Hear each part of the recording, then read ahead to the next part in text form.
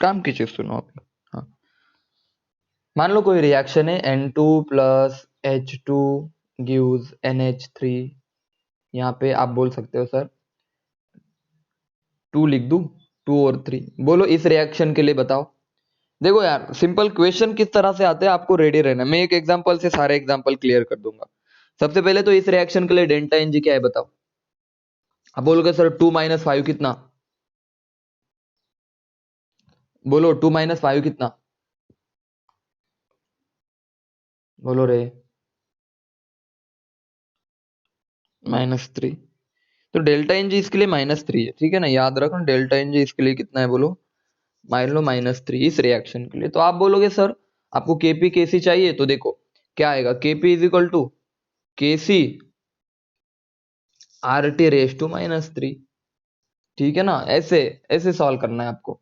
मान लो कोई are given है, टेम्परेचर गिवन है, केसी गिवन है, केपी निकाल नहीं सकते क्या आप ऐसे। तो आप समझा करो, आपको रिलेशन याद होने चाहिए, सारी चीजें सॉल्व हो जाएगी, ठीक है ना। चाहे कोई भी रिएक्शन हो, आपको बस डेल्टा इंजन निकालना आना चाहिए। दूसरी बात, दूसरी इंपॉर्टेंट बात, अब हम होमोजेनियस रिएक्शन पढ़ेंगे। होमोजेनियस रिएक्शन 3 तरह के होते हैं, मैं आपके सामने लिख रहा हूं, ठीक है ना। सबसे पहली तो देखो ए इज इक्विलिब्रियम विद बी, दूसरी ए इज इक्विलिब्रियम विद 2b, और तीसरी 2a is equilibrium with b। अब तीनों के लिए आप एक चीज देखो, डेल्टा एनजी निकालो। पहले के लिए कितना है बोलो, फर्स्ट रिएक्शन के लिए डेल्टा एनजी कितना आएगा सर, 1 माइनस 1 0। दूसरे के लिए बोलो 2 माइनस 1 कितना 2, और ये कितना 1 माइनस 2 कितना -1। देखो 1 माइनस 2, 1 माइनस 2 -1, 2 माइनस 1 कितना, सॉरी 2 माइनस 1 कितना आएगा यहाँ पे बोलो +1, और 1 माइनस 1 0। तो आप बोल सकते हो सर डेल्टा एन जी इसका 0 है, इसका +1 है। मैं लिख सकता हूँ ना delta N G is equal to 0, delta N G is greater than 0, और delta N G is less than 0। तो होमोजेनियस रिएक्शन हमारे पास 3 तरह की है। कौन कौन सी होती है बच्चों, जिसका डेल्टा एन जी 0 होता है। तो इसके अलावा क्या रिएक्शन पॉसिबल है, आप ही सोचो। तो जिसका delta N G is greater than 0, और जिसका delta N G less than 0। तो there are 3 types of homogeneous reaction जो कि आपके सामने है। अब दूसरी इंपॉर्टेंट बात, मैं सीधे आपको क्वेश्चन सॉल्व करना सिखा रहा हूं, हाँ बच्चों, तो डोंट वरी। देखो अगर किसी रिएक्शन का delta N G, homogeneous reaction का डेल्टा एन जी 0 है, तो याद रखना उस रिएक्शन के लिए जो केपी होगा, जो केसी होगा, जो के एक्स होगा, और जो के एन होगा, इन सब की वैल्यू इक्वल होगी। समझे या नहीं समझे।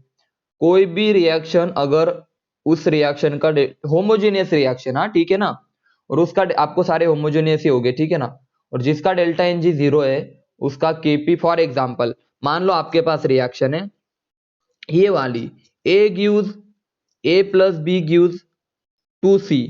तो मुझे बताओ इसके लिए डेल्टा एन जी क्या है। तो आप बोलोगे सर ये 2 माइनस ये एक और एक कितना 2, तो 2 माइनस 2 कितना 0। तो इस रिएक्शन के लिए जो केपी होगा वही केसी होगा, वही के एक्स होगा, वही के एन होगा। समझ में आया सबको। इस रिएक्शन के लिए सारे के एक्स, के पी, के सी, के एन सब इक्वल हो गए।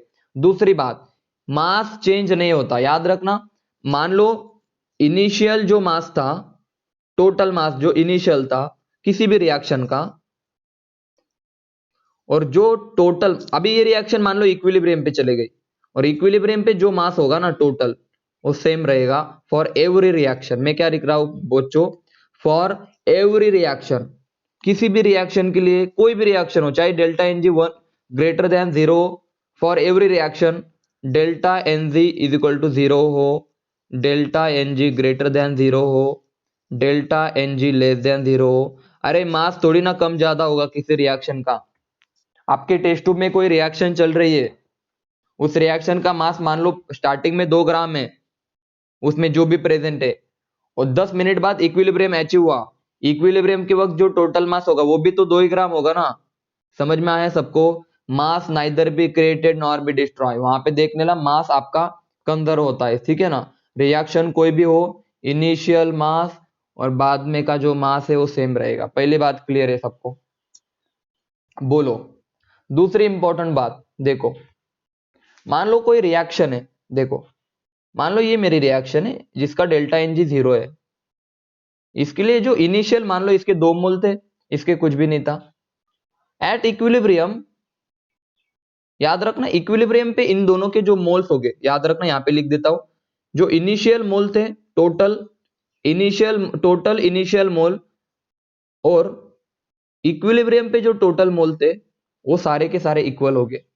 इस रिएक्शन के लिए आपको ये चीजें याद रखनी है, आपको क्वेश्चन जब सॉल्व करवाऊंगा ना तब ये चीजें याद करवा दूंगा, ठीक है ना। मैं देखो, अगर याद रखना, मैं वापस से बता रहा हूं, अगर आपसे पूछे कि इस रिएक्शन में जो टोटल मोल थे इनिशियल में 2 थे इस रिएक्शन के लिए, और पूछा इक्विलिब्रियम पे इसके कितने मोल बचेंगे, तो आप बोलोगे भाई 2 ही बचेंगे, क्योंकि इक्विलिब्रियम पे अगर डेल्टा एन जी 0 है तो जो इनिशियल के टोटल मोल थे और जो इक्विलिब्रियम पे टोटल मोल है बच्चों, दोनों भी क्या हो गए बच्चों, सेम हो गए, दोनों भी क्या हो गए बच्चों, सेम हो गए।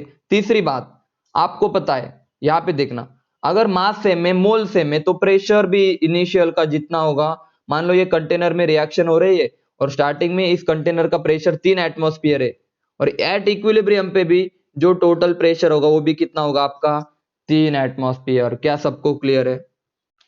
क्या सभी को क्लियर है? वापस से मैं लिख दूं, आप यहाँ पे लिख देता हूं, ठीक है ना, ध्यान से सुनना। अगर किसी रिएक्शन का डेल्टा एन जी 0 है तो इस रिएक्शन के लिए 4 बातें आपको याद रखनी है। सबसे पहला, मास इनिशियल और इक्विलिब्रियम का सेम होगा, नंबर ऑफ मोल्स इनिशियल और इक्विलिब्रियम के सेम होंगे, और तीसरी बात, प्रेशर ऑफ इनिशियल और pressure at equilibrium total same होगा। और बच्चों Kp is equal to Kc is equal to Kx is equal to Kn। क्या 4 बातें याद हो गई? इससे बहुत सारे क्वेश्चन आपके सॉल्व हो जाएंगे।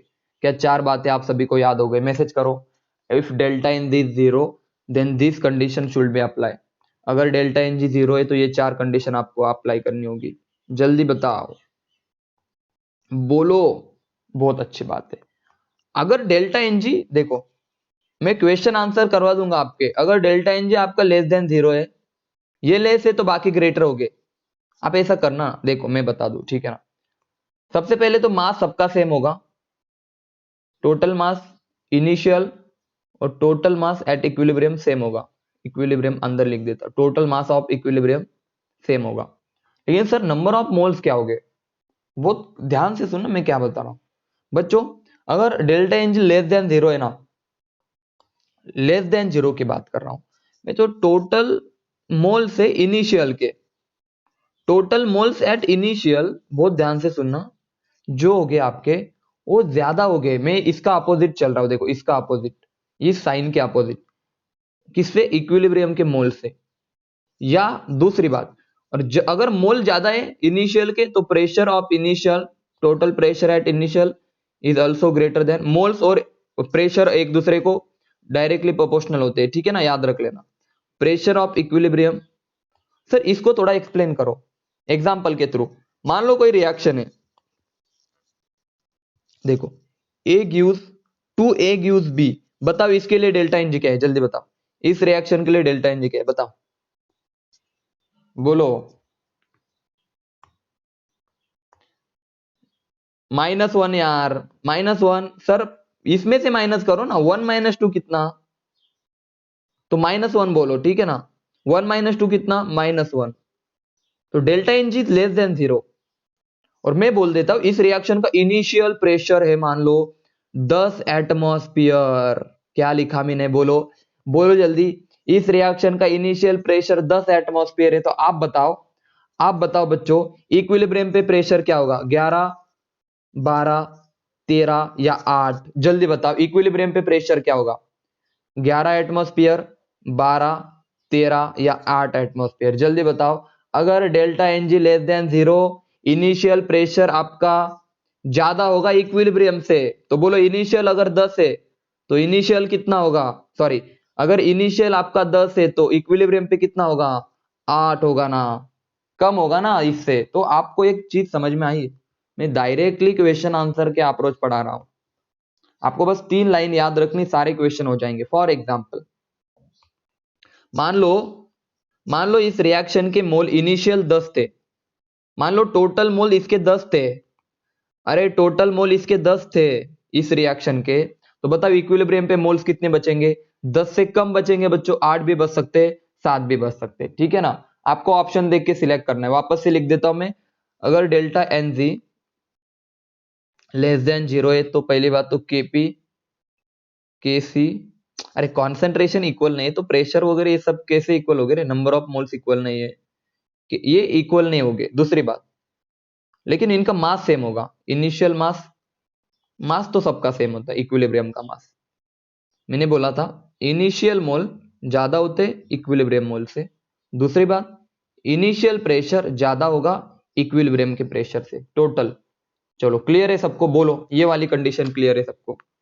दूसरा याद हो जाएगा सबको? मैसेज करके बताओ हाँ या ना।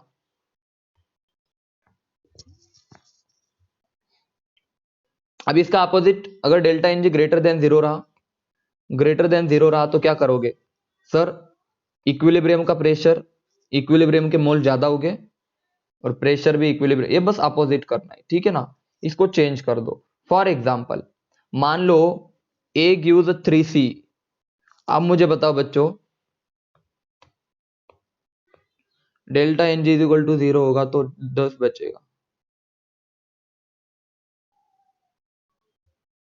क्या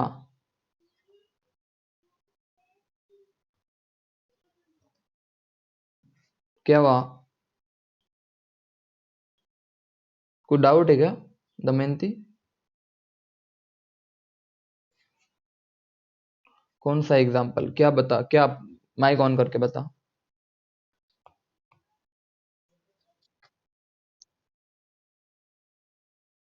हम्म।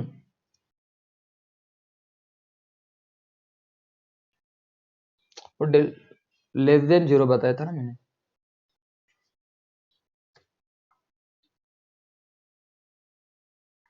हाँ, इसीलिए डेल्टा एन जी में मैंने बताया भी था ना, नंबर ऑफ इनिशियल मोल और number of total moles equal होते हैं। हाँ, इसीलिए तो सेम बचेंगे वहां पे, वो फर्स्ट कंडीशन, ठीक है ना। पहले वाले में तो सब इक्वल है, मतलब जितने स्टार्टिंग में थे उतने ही बचेंगे, ठीक है। अब मुझे बताओ, ये वाली बताओ, ए गिव्स 3C, ये वाले रिएक्शन के लिए डेल्टा एनजी क्या है? तो आप बोलोगे sir delta N G is greater than zero. दो कितना आ रहा है बच्चों? 3 - 1 2 आ रहा है, तो delta N G is greater than zero बोले तो कितना आ रहा है? 2 आ रहा है। तो अब मुझे बताओ, अगर अगर इसके इनिशियल मोल 10 है, इनिशियल मोल इसके 10 है, तो बताओ इक्विलिब्रियम पे कितने बचेंगे? 7, 8, 12। जल्दी बताओ इक्विलिब्रियम पे कितने बनेंगे? इन तीनों में से आप चूज करो।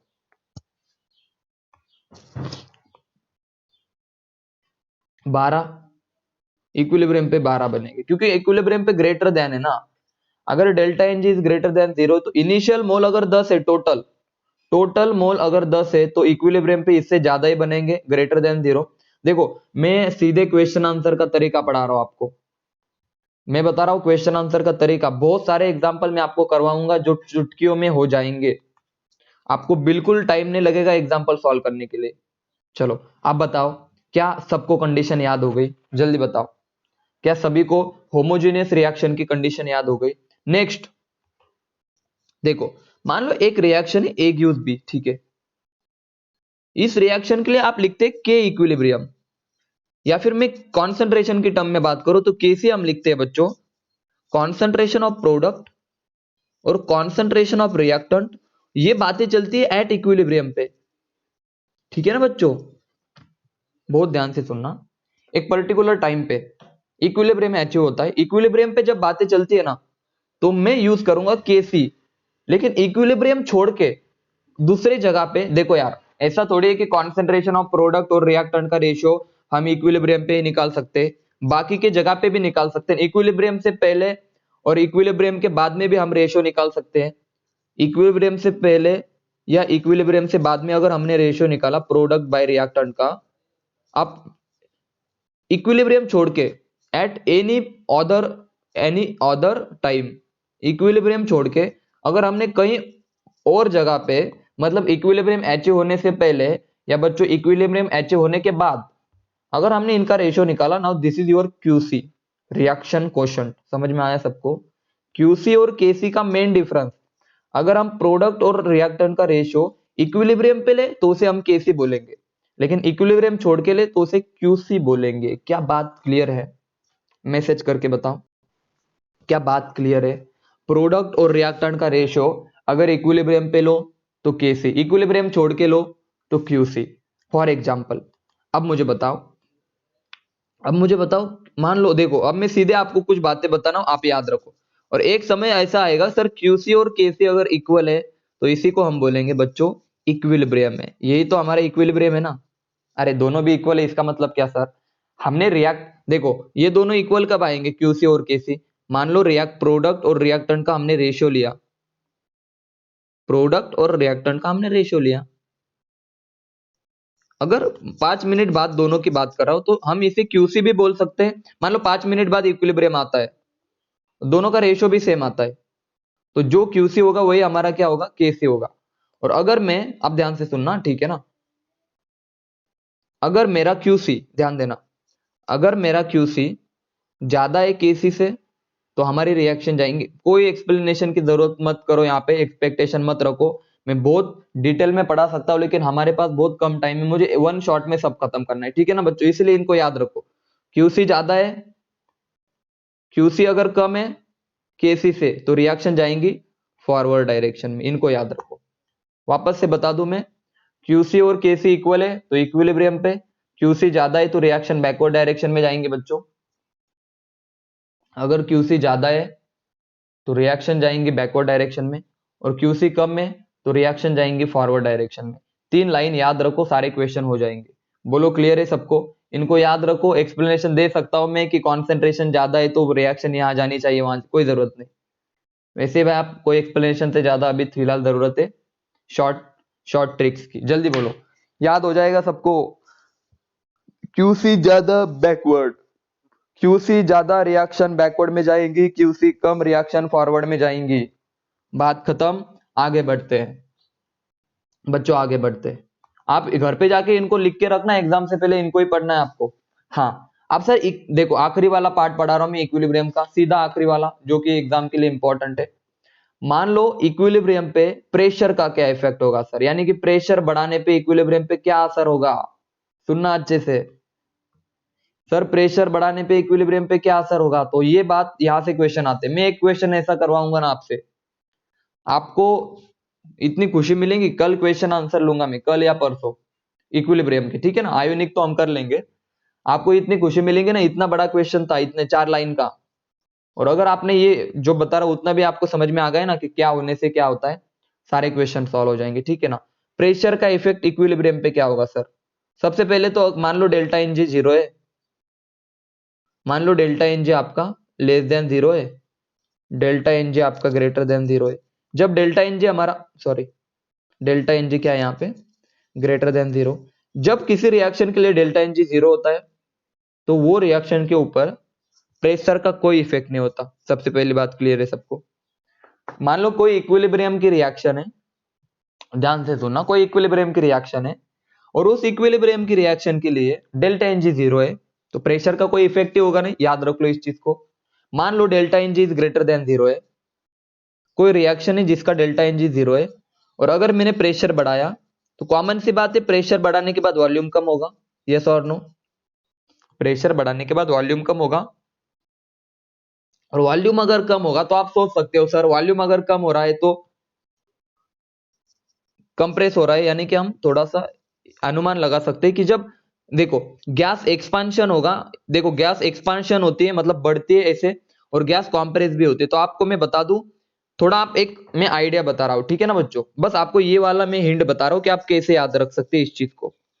अगर वॉल्यूम कम हो रहा है ना, तो वॉल्यूम अगर नीचे की तरफ जा रहा है तो रिएक्शन भी कौन से डायरेक्शन में जाएंगी, बैकवर्ड डायरेक्शन में जाएंगे। ऐसे आप याद कर सकते हो।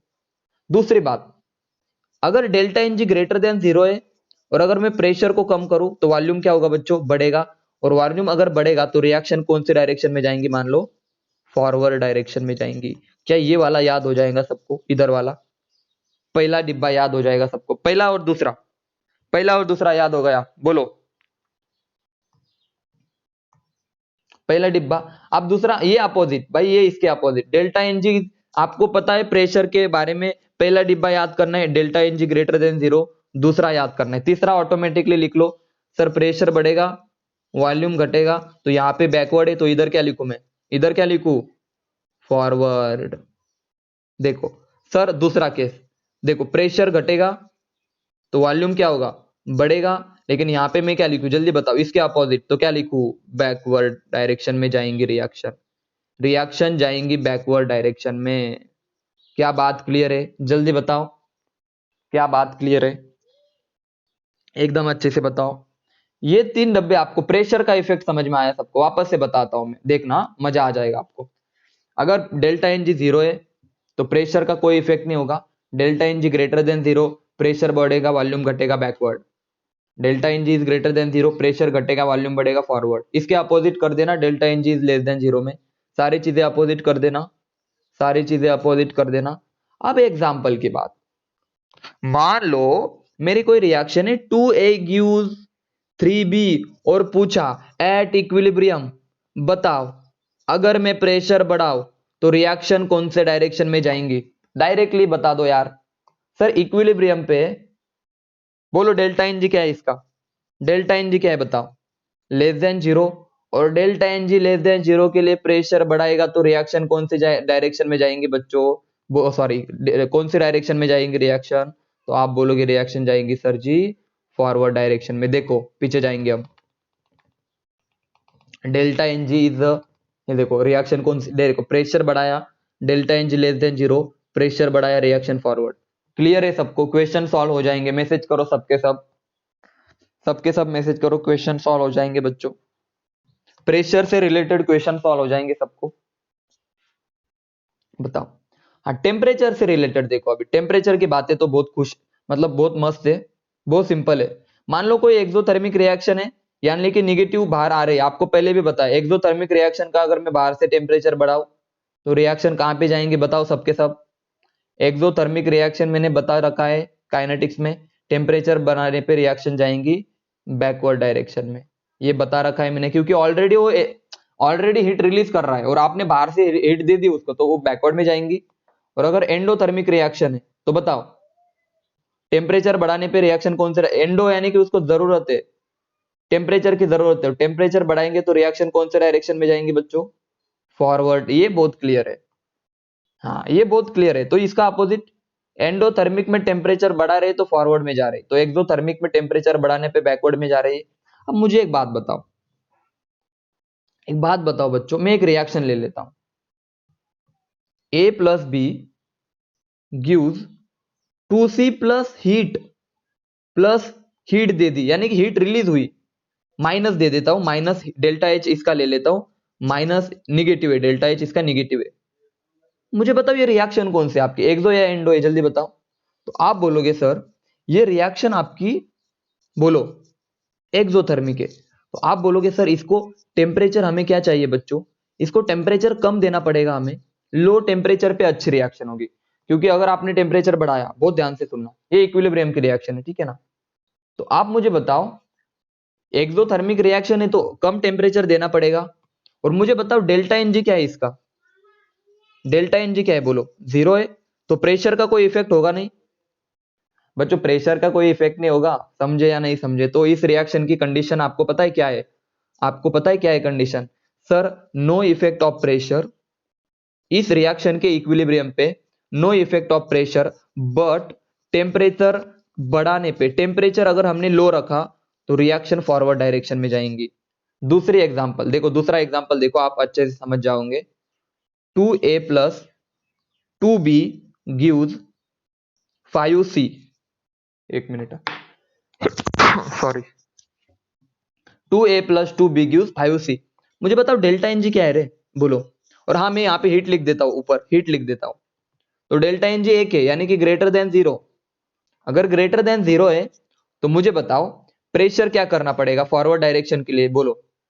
सर अगर प्रेशर कम किया, प्रेशर लो रखा, हाँ समझे अभी, सर अगर प्रेशर हमने लो रखा तो रिएक्शन जाएंगी फॉरवर्ड डायरेक्शन में, और टेम्परेचर कैसा रखना पड़ेगा बता दो। सर एंडोथर्मिक है तो टेम्परेचर हमें कैसा रखना पड़ेगा बच्चों, हाई रखना पड़ेगा। क्या क्लियर है, बताओ क्लियर है सबको। इस रिएक्शन की कंडीशन हाई लो प्रेशर और हाई टेम्परेचर पे ये रिएक्शन फॉरवर्ड डायरेक्शन में जाएंगी। बोलो मैसेज करके, ये बात क्लियर है। ये रिएक्शन लो प्रेशर पे और हाई टेम्परेचर पे फॉरवर्ड डायरेक्शन में जाएंगे। तो अभी आप सभी को एक में, बाकी तो हम वहां पे देखेंगे, कहां पे, क्वेश्चन आंसर पे, ठीक है ना। दूसरी इंपॉर्टेंट बात, इनर्ट गैस का क्या इफेक्ट होगा। सर इनर्ट गैस, ये यहां से क्वेश्चन आते हैं ना, यहां पे मैं लिख देता हूं नीट के लिए important part for your NEET exam. मान लो कांस्टेंट, उन्होंने अगर लिखा कांस्टेंट वॉल्यूम लिखा, तो भाई कुछ भी इफेक्ट नहीं होगा इनर्ट गैस का इक्विलिब्रियम पे। सबसे पहला तो ये याद रखो, अगर कांस्टेंट वॉल्यूम लिखा तो इनर्ट गैस का इक्विलिब्रियम पे नो इफेक्ट। इसको याद कर लो, हो गया याद बच्चों। अगर इनर्ट गैस का कांस्टेंट वॉल्यूम वर्ड दिखा आपको तो बिल्कुल लिख देना no effect of inert gas on equilibrium. सबसे पहली बात तो ये, अगर उन्होंने गलती से भी लिख दिया कि कांस्टेंट वॉल्यूम पे रिएक्शन चल रही है तो भाई इनर्ट गैस का कोई इफेक्ट नहीं होगा, नो इफेक्ट ऑफ। लेकिन अगर उन्होंने प्रेशर की बात की तो भाई वापस से प्रेशर की अगर बात की, कांस्टेंट प्रेशर की बात की उन्होंने, मान लो कांस्टेंट प्रेशर की बात की और पूछा इनर्ट गैस जब हमने ऐड किया, इनर्ट गैस हमने इक्विलिब्रियम पे ऐड किया तो क्या इफेक्ट होगा। तो फिर से तीन कंडीशन, एक तो delta N G is equal to zero, इस केस में इक्विलिब्रियम पे कोई इफेक्ट नहीं होगा जैसे कि आप सब जानते हो। लेकिन अगर delta N G greater than zero रहा तो रिएक्शन जाएंगी फॉरवर्ड डायरेक्शन में। मैं एग्जांपल लूंगा, ठीक है ना। और डेल्टा एन जी अगर लेस देन जीरो रहा तो रिएक्शन हमारी जाएंगी बच्चों बैकवर्ड डायरेक्शन में। फॉर एग्जांपल पहले इसको देख लो, delta N G greater than zero, forward direction में जाएंगी। इनर्ट गैस का इफेक्ट पढ़ा रहा हूं, ठीक है ना, मैं इनर्ट गैस का इफेक्ट पढ़ा रहा हूं। फॉर एग्जाम्पल ध्यान देना, मान लो मेरी रिएक्शन है 2A plus B C, A is equilibrium with B plus C, और पूछा इस रिएक्शन का डेल्टा एन जी कितना है, बताओ delta N G less than zero, बराबर है ना। बोलो बच्चों, डेल्टा एन जी क्या आएगा, लेस देन जीरो आएगा। अब मुझे बताओ, अगर इस रिएक्शन का delta N G less than zero है और आपसे पूछा इनर्ट गैस, और हाँ यहाँ पे लिखा प्रेशर आपका कांस्टेंट है, मान लो इसका 2 एटमॉस्फेयर, इसका भी 2 एटमॉस्फेयर, सबका प्रेशर सेम दिया उन्होंने, फिक्स दिया सबका प्रेशर। अब बताओ प्रेशर दिया उन्होंने और delta N G less than zero है तो रिएक्शन कौन से डायरेक्शन में जाएंगे, जल्दी बताओ। हाँ, इनर्ट गैस ऐड करने पर इस रिएक्शन के अंदर अगर इनर्ट गैस ऐड कर दो तो रिएक्शन जाएंगी बच्चों बैकवर्ड डायरेक्शन में। अभी बताया मैंने, रिएक्शन जाएंगी बैकवर्ड डायरेक्शन में। लेकिन अगर मैं यहाँ पे लिख दूं कांस्टेंट वॉल्यूम अगर कांस्टेंट है तो आप बोलोगे सर नो इफेक्ट। आप बोलोगे सर क्या, अगर वॉल्यूम कांस्टेंट कर दूं तो सीधा याद रखना नो इफेक्ट। क्या याद रखना बच्चों, नो इफेक्ट ऑन इक्विलिब्रियम, क्या क्लियर है सबको बच्चों, क्या क्लियर है सबको। क्या इक्विलिब्रियम के बारे में इतनी बातें सबको एकदम अच्छे से क्लियर है। मैं वापस से बता रहा हूं, आपको एग्जामिनर फर्स्ट क्वेश्चन पूछेगा रिलेशन ऑफ केपी केसी से, दूसरा क्वेश्चन पूछेगा बच्चों होमोजेनियस रिएक्शन से, ठीक है ना। तीसरा क्वेश्चन पूछ सकता है इनर्ट गैस से, चौथा टेम्परेचर से, पांचवा प्रेशर से, ठीक है ना बच्चों। अब मुझे बताओ, आपको ज्यादा पढ़ने की कोई जरूरत नहीं, जितनी बातें इक्विलिब्रियम से एज सच कोई क्वेश्चन आता ही नहीं। पहली बार क्या बोला मैंने, इक्विलिब्रियम से कोई क्वेश्चन आते ही नहीं ज्यादा। अब आखिरी वाला पार्ट बता रहा हूं इक्विलिब्रियम का मैं, आखिरी वाला पार्ट। मान लो कोई रिएक्शन है A is equilibrium with B, इसके लिए अगर मैं लिखूं K1 तो K1 आएगा concentration of product divided by concentration of reactant, equilibrium constant. अगर मैं B और A के बारे में लिखूं, B गिव्स A, तो आप लिख सकते हो सर इसके लिए K2 लिख सकते हो, कैसे, तो सर प्रोडक्ट इस बार कौन है A और रिएक्टेंट कौन है इस बार B है, ऐसे लिख सकते हैं। K2 को मैं ऐसे भी तो लिख सकता हूं सर K2 इज 1/K1। बच्चों क्लियर है सबको, मैसेज करके बताओ। मैं कैरेक्टरिस्टिक्स पढ़ा रहा हूं, देखो इसका इक्विलिब्रियम कांस्टेंट K1 है, रिएक्शन को अगर रिवर्स किया मैंने, रिएक्शन को रिवर्स किया तो इक्विलिब्रियम कांस्टेंट भी हमारा रिवर्स हो जाएगा। बात क्लियर है सबको? अगर किसी रिएक्शन को मैं उल्टा कर देता हूं तो उसका इक्विलिब्रियम कांस्टेंट भी क्या हो जाएगा बच्चों?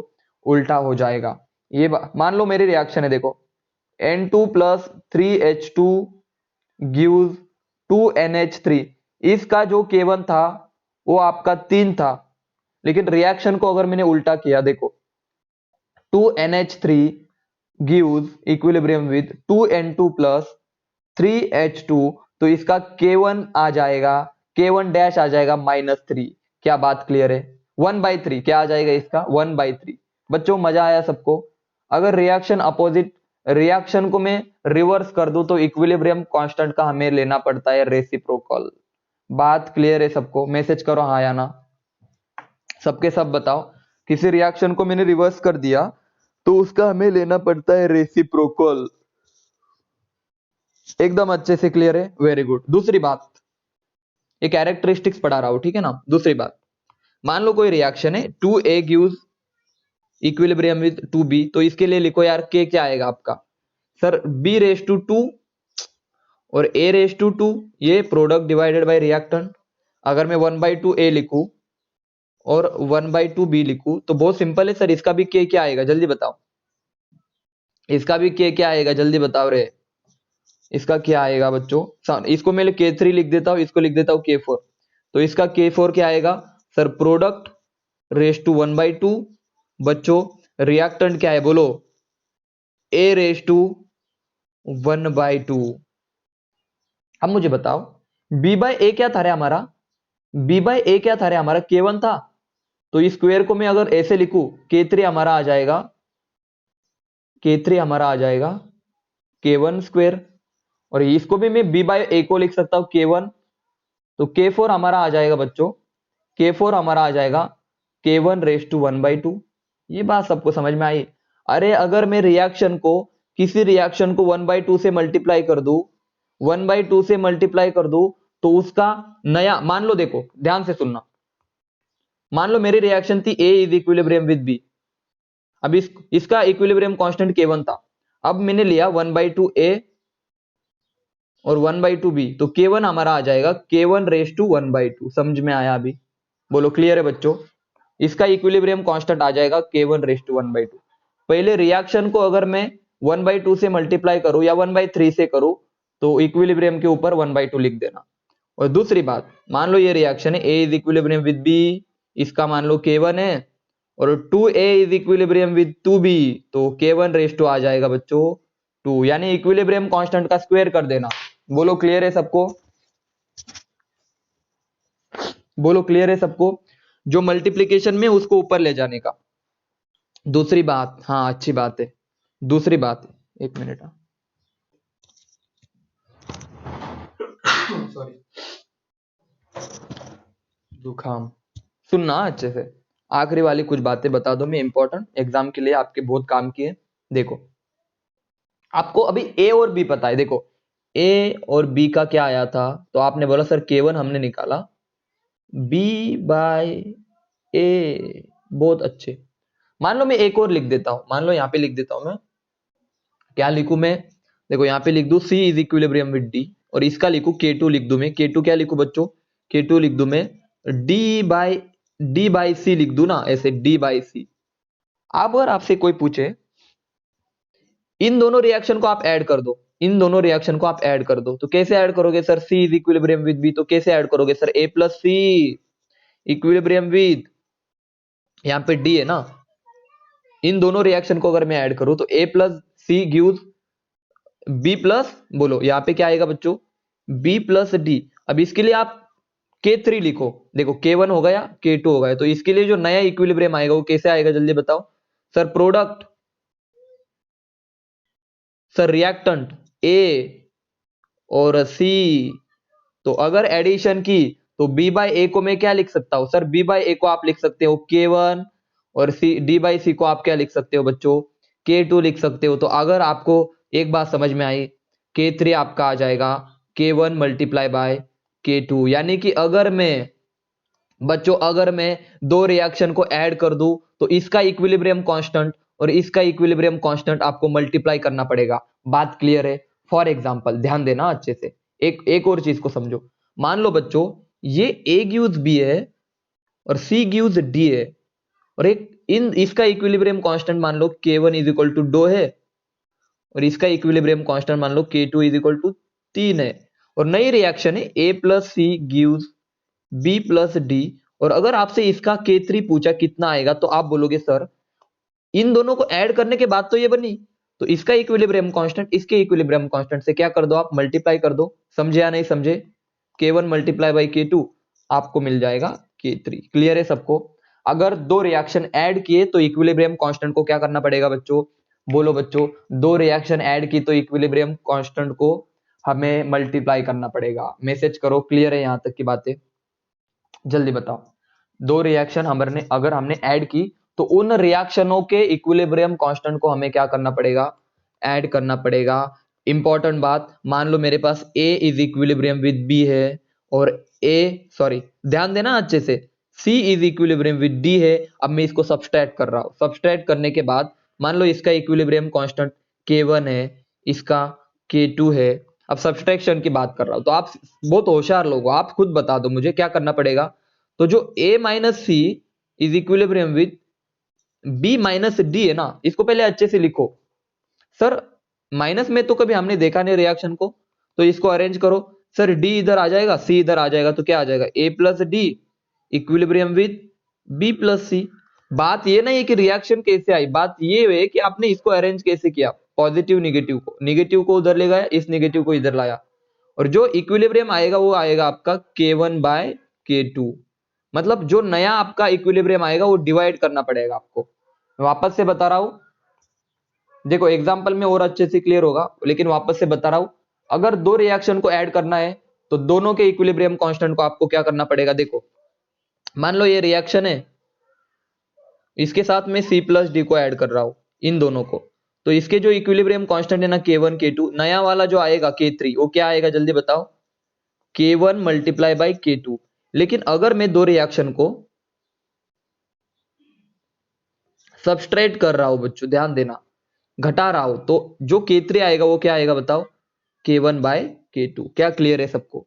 क्या नया इक्विलिब्रियम कांस्टेंट आप सबको निकालना आ गया? मैसेज करके बताओ सबके सब एकदम अच्छे से क्लियर है। Properties of equilibrium constant, message करके बताओ हाँ या ना।